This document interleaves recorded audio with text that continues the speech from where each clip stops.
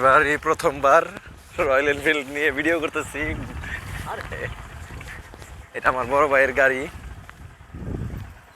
সজীব ভাই।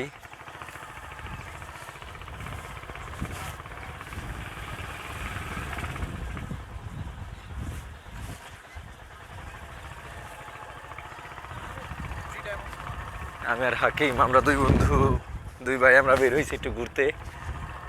আমার এদিক দিয়ে অফিস শেষ হয়েছে, মানে মাদ্রাসা শেষ করে তারপর বের হয়েছি।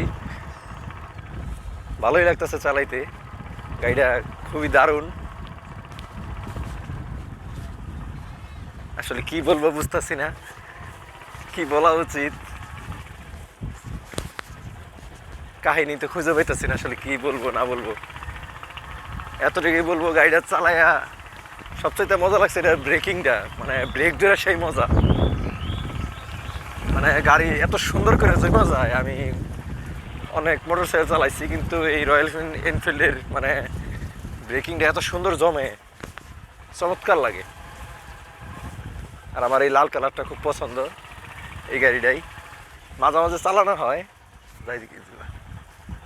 মাঝে মাঝেই চালাই, কিন্তু এবারই প্রথম মানে একটু কথা বলতেছি, ভিডিও করতেছি। এই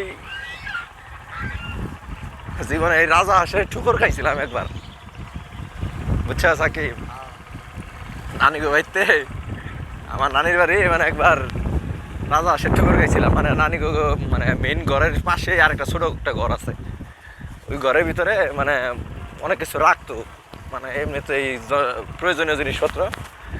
তো তখন করছিলাম, মানে ওটার ভিতরে রাজা হাঁস ডিম পারতো অন্য বাড়ির। তো আমি তো জানি না, আবার ঢুকছি ভিতরে, মনে করে একটা মা রাজা হাঁস, ওটা এমন দৌড়ানি দিছে, ঠুকর খাই আসলে দৌড়ানি খাইছি, মানে ভয়ঙ্কর দৌড়ানি, এটা মানে সাধারণ না, খুবই ভয় লাগছে আসলে।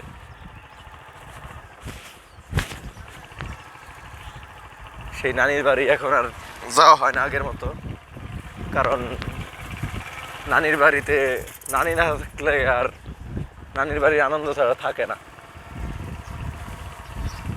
আমরা যাচ্ছি সেই আগের গন্তব্যে। এর আগে আমরা আর একটা ভিডিওতে দেখাইছিলাম যে আমরা গেছিলাম, কি জানি বলে, একটা ছোট চায়ের দোকানে।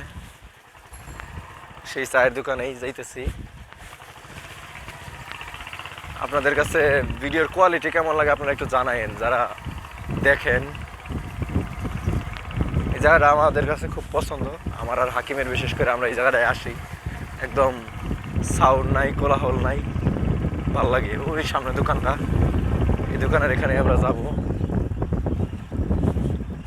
এসে পড়ছি প্রায়।